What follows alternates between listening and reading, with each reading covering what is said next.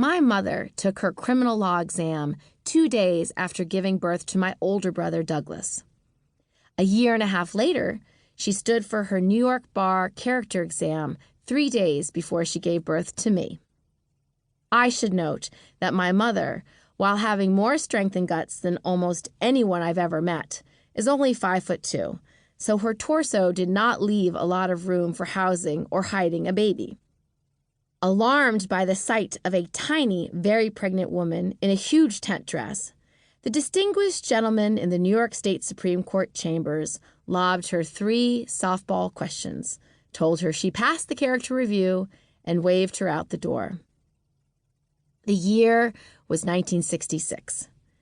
Given that she was one of only 3 women in her law school class, my mother knew she was doing things differently. She believed in her generation's women's rights movement, but that wasn't what motivated her. She built her law practice alongside her family, not out of ideology, but because she never considered doing otherwise. She wanted a career, and she wanted to be a hands-on, present mom, and she made it work. As a girl, I wanted to be just like my mother, smart, self-sufficient, in control. I worked hard to be her favorite, but still, she treated me, my sister Erin, and my brother all the same. To this day, my mother likes to tell people that I am the way I am because, according to the Chinese zodiac, 1966 was the year of the fire horse, a once every 60 years event. Sagittarius girls born under that sign are said to be incredibly independent-minded, even disruptive. That may be true of me, but of course my mother and I both know that I am who I am because of my family. My mother and my grandmother are 2 of the fiercest, most capable, big-hearted, and original women I know. They created my frame of reference for women and work, and they taught me the bedrock lesson of life. Be exactly yourself. From the outside, I had a childhood so conventional it was almost boring.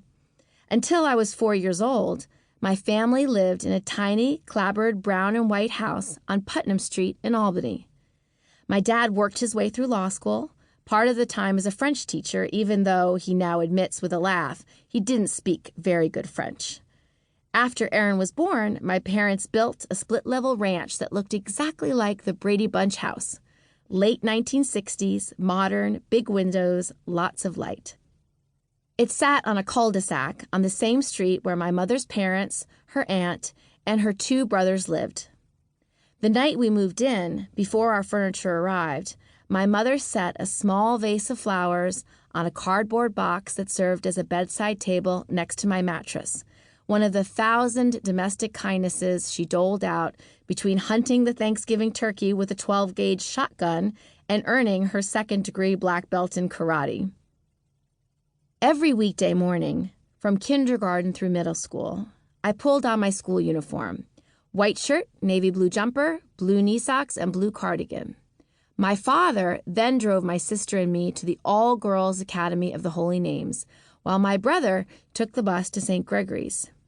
At the end of the day, my mother would come straight from work, picking us up at the last possible moment. We all become our mothers, don't we? Once home, she'd have dinner on the table within 30 minutes. On weekends, I played hide-and-seek and flashlight tag with my brother, sister, and cousins in the overgrown grass between my parents' and grandparents' houses. Summers, we'd rent a house in Point Pleasant, New Jersey, for 2 weeks with my father's 6 siblings, a rowdy crew of aunts, uncles, and cousins. In many ways, it was the stereotypical 1970s middle-class existence: cul-de-sac, family dinners. I even loved Catholic school, especially the older nuns. I'm godmother to 8 children today. But you didn't even need to nick the surface to uncover the extraordinary.